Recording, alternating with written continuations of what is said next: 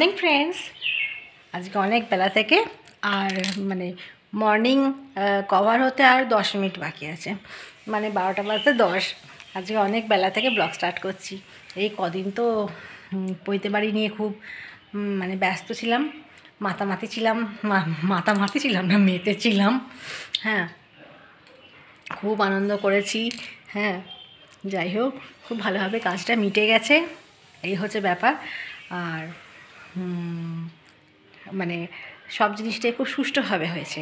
সে খাওয়া দাওয়া থেকে আরম্ভ করে পৈতের অনুষ্ঠান থেকে আরম্ভ করে সব কিছু খুব সুষ্ঠুভাবে হয়েছে।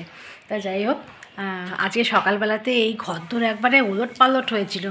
আসছিলাম, জামা কাপড় রাখছি, একটা করে চেঞ্জ করছি, চলে যাচ্ছি, ঘরদোর বেহাল হয়েছিল। সেইগুলো আস্তে আস্তে সব ঠিকঠাক করলাম। হ্যাঁ, করে দিয়ে জামা কাপড়গুলো একটু ছাদে দিলাম, কারণ যে একটু নতুন জামা কাপড়গুলো না পরে নিয়েই যদি বারবার কাচা হয় না, দেখবে গ্লেজগুলো নষ্ট হয়ে যায়। আর বোন তো বেনারসি দিয়েছিল, এবার সেই জন্য ওটাকে খুব সুন্দর করে রোদে ফোদে দিয়ে আবার সুন্দর করে তুলে রাখলাম। ওই রকমভাবে রাখলে না, আমার অনেক শাড়ি আছে জানো তো, বিয়ের সময়কার শাড়ি, সেগুলোর বয়স প্রায় 23 বছর হতে চললো, কিন্তু অ্যাজ ইট ইজ এক আছে একদম, এতটুকু নষ্ট নেই। মেয়ে মাঝে মাঝে পড়ছে এখন, বেশ ভালো। যাই হোক, আর আজকের দিনটা সকালবেলা থেকে রান্নাবান্না কিছু নেই, কারণ কালকে মা একটু খাবার পাঠিয়ে দিয়েছে। সেই খাবার সব দুপুরবেলাকার জন্য রয়েছে, সেগুলো এই 1টা-1:30 নাগাদ একটু গরম করে নিলেই আজকে হয়ে যাবে। আর আজকে বোন চলে যাচ্ছে, সম্রাট দিয়ে আসবে, আর ওই বিকাল 4:30 নাগাদ চলে যাবে। তাই যাই হোক, জামা কাপড় কেচে শুকুর দিয়ে পাট করে সব তুলে দিয়েছি। জলখাবার খাওয়া তো অনেকক্ষণ হয়ে গেছে আজকে, আর সম্রাট তো এখনও ফেরেনি, তাই জন্য আমি ভাবলাম ব্লগটা এখন থেকেই স্টার্ট করি, কারণ যে এখন একটু হাতে সময় আছে তোমাদের সঙ্গে কথা বলার, একটু কথা বলে নিই, তারপর একটুখানি রেস্ট করব। কারণ যে অনেক সকালে উঠেছি কাজকর্ম সব করতে, একটুখানি রেস্ট করে নেব, নিয়ে তারপর আবার দুপুরবেলা সব খাওয়া দাওয়া তো হবেই, চলবেই। যাই হোক, এখন থেকে তোমাদের সঙ্গে আছি সারাদিন, তোমরা সঙ্গে থেকো। চলো, আর এই যে খেতে বসে গেছি অনেকক্ষণই, কিন্তু তাড়াহুড়োটা তোমাদের দেখানো হয়নি। এই খাবার একই খাচ্ছি, মা খাবার পাঠিয়ে দিয়েছিল, তার মধ্যে পোলাও আর মাংসটা রেখে দিয়েছিলাম রাতেরবেলা। এসে আর কে কত খাবে বাবা, কেউ খাইনি আমরা। আর পোলাও আর মাটনে আজকে আমরা খেলাম দুপুরবেলাটা, কারণ যেরকম তো রাতে বেশি খেতে না ভয় লাগে, সেই হচ্ছে ব্যাপার। আমি খাচ্ছি, মেয়ে বসেছে, সম্রাটও বসেছে, আপনি নিচে খাচ্ছে, আর তার সঙ্গে এই যে এটা হচ্ছে কোল্ড ড্রিঙ্কস। কালকে আমাকে ওরা দিয়েছে গিফট, ক্যাটারিংয়ের লোকেরা গিফট দিয়েছে স্প্রাইট। ঠিক আছে, খেয়ে নিয়ে তারপর আবার আসছি। আর একদম বাজার ছিল না গো, বাজার নিয়েছিলাম, অনেকক্ষণই নিয়েছিলাম, কিন্তু এখন পাম্পটা চালালাম, ওই জন্য জল উঠছে বলে বাজারগুলোকে সব ধুয়ে ফেললাম। এখন এই ক্যাপসিকাম, শসা, তারপরে হচ্ছে ফুলকপি, গাজর, উচ্ছে, শিম, টমেটো, একটা বড় পেঁপে নিয়েছি, এটা বিশাল, বললাম ছোটো থেকে একটা বাঁধাকপি দিয়ে যা, এত বড় একটা দিয়েছি দেখো, কুমড়ো, এইগুলো সব নিয়েছি বাজারগুলো। যাই হোক, ধুয়ে টুয়ে জল ঝরে গেল, অনেকক্ষণ হলো জল ঝরে গেছে, আর খাওয়া দাওয়া তো কমপ্লিট। পাম্পটা ভরছে, পাম্পটা ভরে গেলে চলে যাব নিচে। আবার 1 কেজি মটরশুঁটিও কিনেছি, দেখি কবে আবার করা যায় কিছু একটা।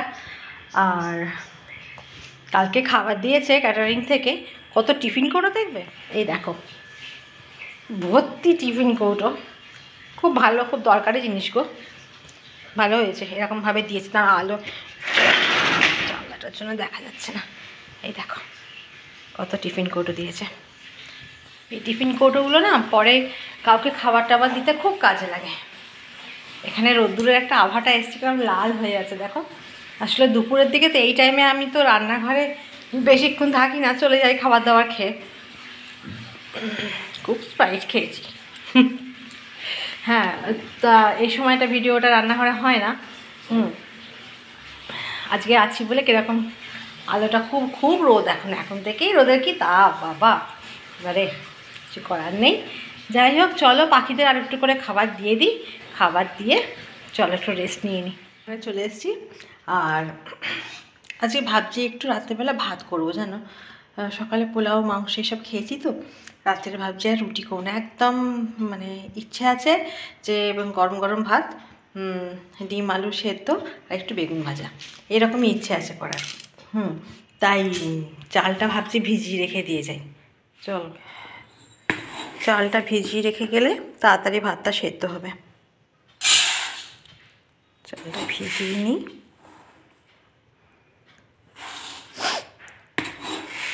কদিন তো বেশ ভালোই খাওয়া দাওয়া হচ্ছে না, কদিন ভালো খাওয়া দাওয়া হচ্ছে, সকাল বিকাল করে খাওয়া দাওয়া হচ্ছে, তাই ভাবছি না আজকে আর একদম প্লেন খাওয়া দাওয়া করব। চলো চালটাকে, সম্রাট বেরিয়েছে সেই তখন কটার সময় ও বেরোলো, ও তখন বেরোলো 4:30, বোনকে দিতে গেছে, বোন চলে যাবে আজকে, আমাকেও বলছিল যেতে, আনলাম না আজকে আর আমার হবে না সময়, তুমি গিয়ে দিয়ে এসো।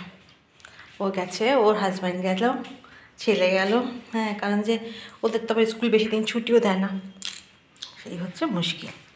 এখন ছেলে মেয়েদের লেখাপড়ার জন্য তো আর কিছুই করা যায় না, না এই দেখলে তো ওর পুরো পৈতেতে আমার মেয়ের পরীক্ষা রয়ে গেল, কী আর করা যাবে, পড়াশোনাটা তো আগে। চলো আর বক বক করবো না, ভাতটা রেডি করে রাখি, একটু পরে বসাবো, এখন বাজে 6:10, তারপরে ডিম আলুগুলো সেদ্ধ করে রাখি বরঞ্চ।